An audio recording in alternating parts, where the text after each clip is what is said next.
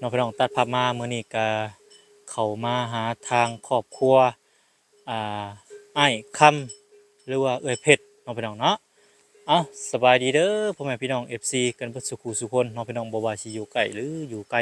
บ่ว่าสิเป็นพี่น้องฝั่งลาวฝั่งไทยบ่ว่าสิเป็นพี่น้องทางต่างประเทศก็ยินดีต้อนรับเข้าสู่ช่องบ่น้อยเชียงรายคือเก่าคือเดิมพี่น้องเนาะ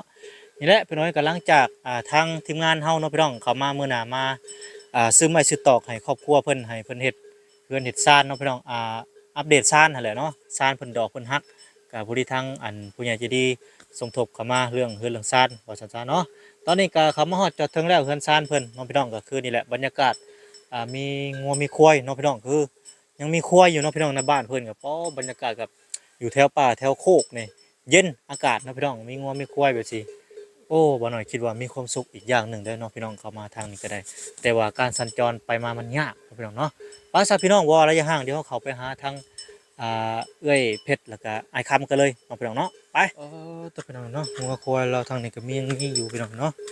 ก็โดนแล้วเนาะพี่น้องบ่ได้เข้ามาเพราะว่าติดภารกิจทางนอกเนาะคือทางไอ้แก้วกับอาเบ้ยเพิ่นนั่นแหละเนาะพี่น้องเรื่องราวต่างๆคือที่ทางทีมงานได้ถ่ายทำให้เบิ่งนั่นแหละพี่น้องเนาะมื้อนี้ก็เลยมีโอกาสพี่น้องเอ้ยเพราะว่าตอนนี้ก็ทางภารกิจทางไอ้แก้วก็สำเร็จเนาะแต่ยังแต่ก็บ่ฮู้มีเรื่องโปรโมชันหยังเข้ามาก็รอเบิ่งตอนต่อไปพี่น้องเนาะตอนนี้ก็เข้ามาอัปเดตทางเฮือนไอ้คำเพิ่นก่อนสั้นๆเนาะพี่น้องเนาะนี่แหละเป็นซานเพิ่น ขนาดจดถึงพี่น้องเนาะโอ้ยมาบัดนี้แล้วเดี๋ยวได้นี่เนาะพี่น้องเนาะอ๋อโธ่มาบัดนี้แล้วเรียบร้อยแล้วพี่น้องเนาะโอ้สบายดีเด้อบ่พรเด้อสบายดีโอ้หลังคานี่แล้วแหละเนาะยังแต่พื้นบัดนี้เนาะยังแต่ยังเขาเอิ้นแป้นอ๋อยังบ่ทันมีแป้นพี่น้องเนาะโอ้จักมื้อแล้วเนาะว่าเขามาหาเพิ่นบ่ได้เนาะมาหาเพิ่นโอ้โดนเลยเนาะผมว่า7มื้อนี่แหละบ่น้อยอ๋อเจ็ดตั้งมื้อแต่แล้วเอามามื้อแรกแม่นแล้วว่าโอ้แม่นแล้วแม่นแล้วเพราะว่าติดภารกิจเนาะทางนอกก็ได้ทางไอ้แก้วมาแต่อ่าบุกเบิกทางไอ้แก้วก็เกือบคิดว่าสิบ่แล้วปานนี้แล้วก็ไวเกินคาดเนาะบ่พรทุกสิ่งทุกอย่างก็เร็วสร้างเฮาก็เร็วอ๋อได้แล้วพี่น้องอืม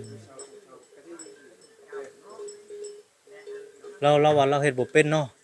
ขนาดบ่เป็นนี่ก็แก้ไขได้อยู่พี่น้องนี่เด้เราเฮ็ดก็ถือว่าได้อยู่เนาะแต่ก็อยากคดอย่างงิ้วหน่อยหนึงก็บ่เป็นหยังพี่น้อยถือว่ามันบ่ปลิวดอกส่ำนี้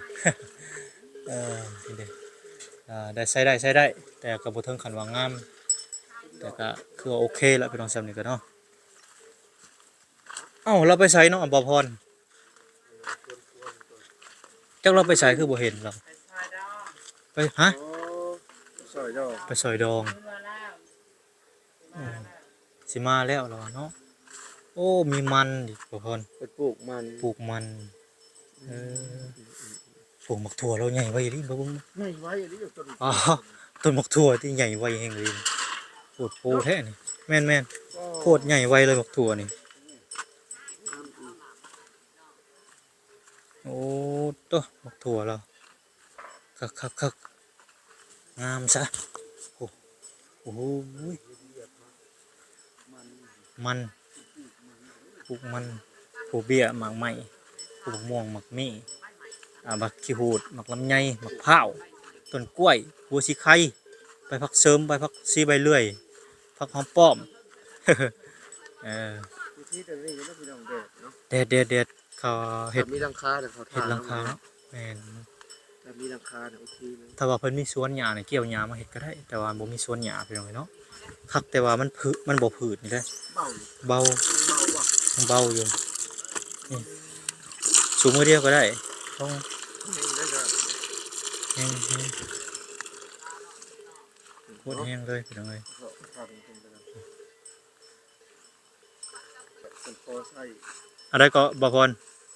อันคู่หยังก็คู่ไผก็ปลูกเก่าร่องเบยอันนี้บ่คู่เก่าน้องเบยน่ะเออตั้งแต่เฮือนเพิ่นอ๋อมีคนอยู่เพิ่นก็ คู่เล็กเนาะปลูกเล็กเฮิงนั่นแล้วคือว่ามีปลูกใหม่น้ำเนาะพี่น้องอืมปลูกใหม่น้ำประมาณ2หน่วยแหละโอ้ส่วนนั้นพอใช่แม่นเราปลูกมันนำได้นะบ่พรอืม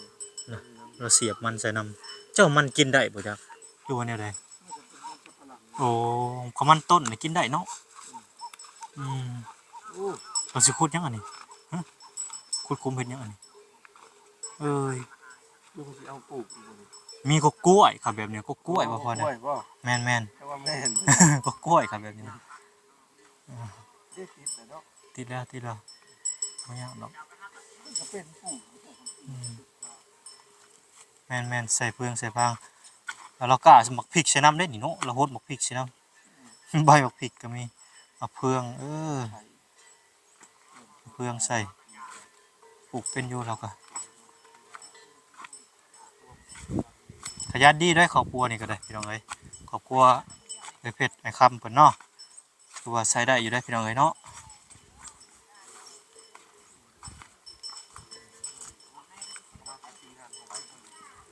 สบายดีเด้อบ่าวหล่ะเด้อคำว่าเบิ่งสวนผักเพิ่นใหญ่ไวเลยเบิ่งว่าหมักถั่วแล้วเป็นหมากเลยนะบ่ หมักถั่วเป็นหมากแล้วหมากยัง เป็นพักยังพักหอมซี่อยู่จัง ผักหอมป้อมบ่ พักหอมป้อมเนาะ บ้านเฮาเอิ้นผักหอมป้อม ป้า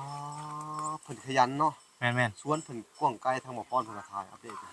สบายดีเด้อบ่พรเด้อสบายดีพี่น้องเอ้ย ๆมัน เขาไปบอกเบิ่ง เลยไปเบิ่งดู พักยังเลยบ่พรก็จะเป็นตระกูลพักกะหล่ำพักกะผักกาดเนาะ น้องพี่น้องก็สิขออนุญาตล่วงหน้าเพิ่นก่อนเนาะพี่น้องขึ้นไปเบิ่งเฮือนบ่งชายเพิ่นก่อนพี่น้องเนาะขออนุญาตขึ้นเด้อเฮือนนี่เด้อเบิ่งเฮือนบ่งชายกันพี่น้องทางเทิงนี่เนาะเพิ่นเฮ็ดฮอดกันได้แล้วว่าซั่นซะโอ้อ๋อเย็นได้บ่พอเลยขึ้นมานี่บ่พอเย็นคักเลยใครกลัวอยู่ตารางขึ้นมาบ่กลัวหาเย็นคักแท้บ่เย็นจ่วยๆเลยพี่น้องเอ้ยคุกระตุกน้ำตะกี้คิดฮอดตอนอยู่ไร่อยู่นาพี่น้องเอ้ยเนาะอันตุกน้ำหายแต่น้ำกินแบบซี่แหละบ่น้อยตะกี้ก็ได้อยู่ไร่อยู่นาคักไปนิดนึงบรรยากาศเนาะพี่น้องมีงัวมีควายกินเล็มหญ้าปกตินี่ไทยหุดแล้วตะกี้ไทยหุดนาไว้แล้วเบิ่งเราเฮ็ดก็เป็นไงเนาะเรื่องอยู่ จ้ะนี่พี่น้อยเนาะบนเพิ่นนอนปกตินี่เพิ่นสิดังไฟอยู่พี่ตอนบ่มีน่ะเนาะดังไฟแล้วมันอูดเอาดำเบิดเลยนี่โอ้เกลือแป้งนัวเราพี่น้อยเนาะแป้งนัวทั้งที่เป็นแนวนี้เนาะอันนี้แป้งนัวเบิ่งคือบ่เคยเห็นแป้งนัวนี่ฮะโอ้กาภูเขาเด้เนาะอันนี้น้ำหมดโตะผงชูรสแท้พี่น้องเอ้ยของไทยบ่พรมาเบิ่งดูนี่ จักว่า พี่น้องของเงินของพี่น้องฝั่งไทยเฮาบ่รู้อะไรเลยแบรนด์ของฝั่งไทยเฮาเนาะ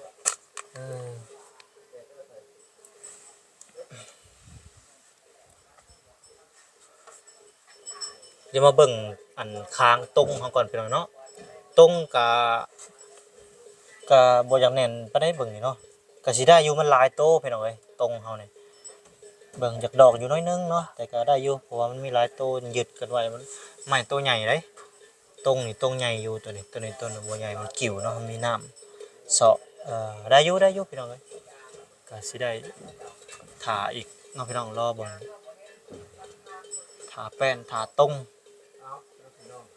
เนาะพี่น้องก็คือเพิ่นบ่อยู่เฮือนเนาะพี่น้องเนาะเพิ่นไปดองคือว่าจังได๋นี่แหละเนาะไปผูกแขนบ่หรือว่าไปเฮ็ดกินจังใดจังยานนี่แหละเนาะก็บ่เป็นหยังเนาะพี่น้องก็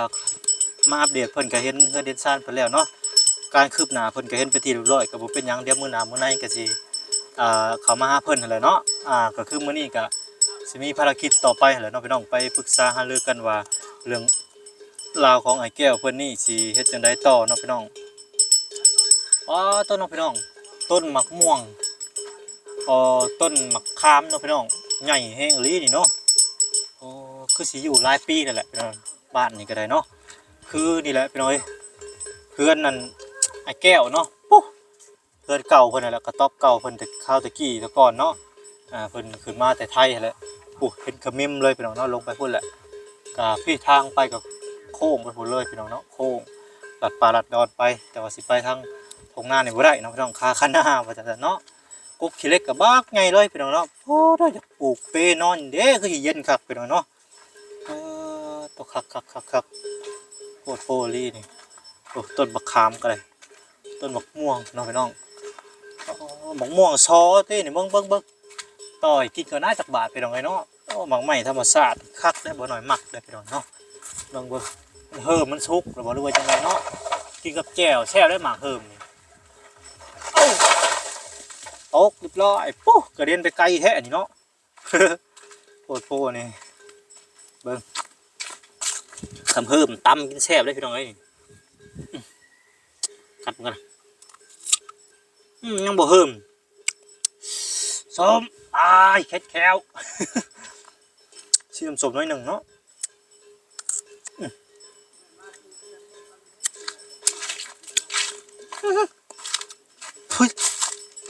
น้ำลายแตกเกียบพี่น้องเอ้ย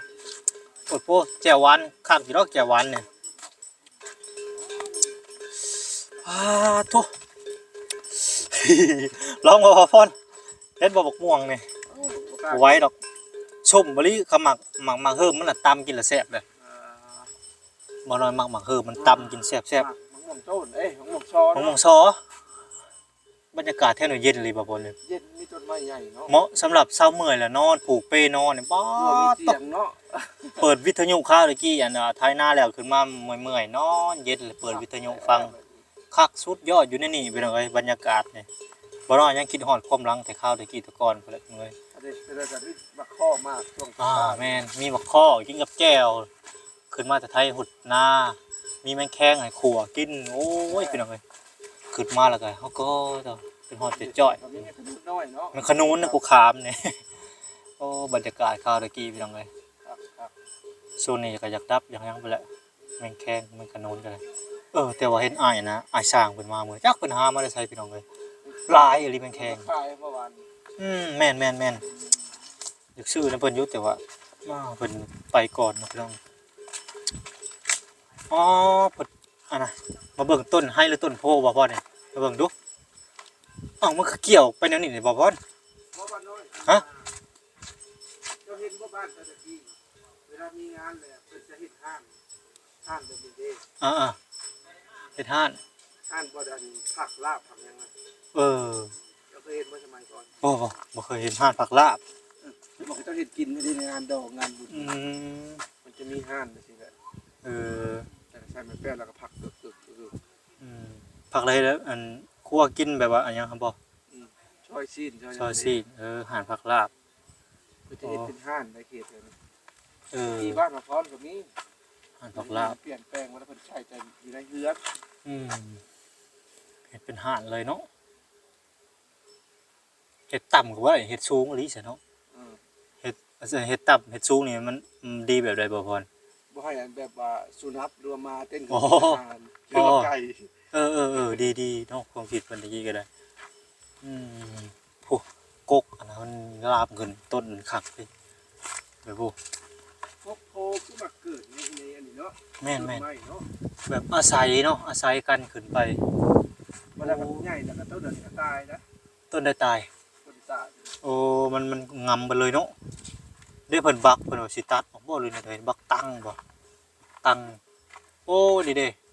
หนังหรือว่าไข่งัวตื่นไปเลย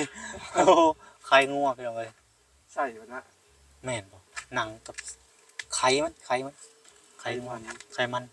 คนจุ้ยก็เป็นสิเนาะ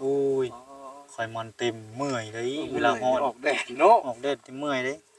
บ่อยเด้อเกินคนอ้วนไข่มันลายใช่มั้ยไปซะพี่น้องเนาะก็คือเพิ่นบ่อยู่กับมื้อหน้ามื้อในพุ่นแหละสิเข้ามาหาทางอ้ายคำหรือว่าเพจเพิ่นนั่นแหละเนาะมาอัปเดตเพิ่นว่าเป็นจังไดอยู่จังแบบใดเนาะพี่น้องเนาะปัจจุบันนี้ก็ได้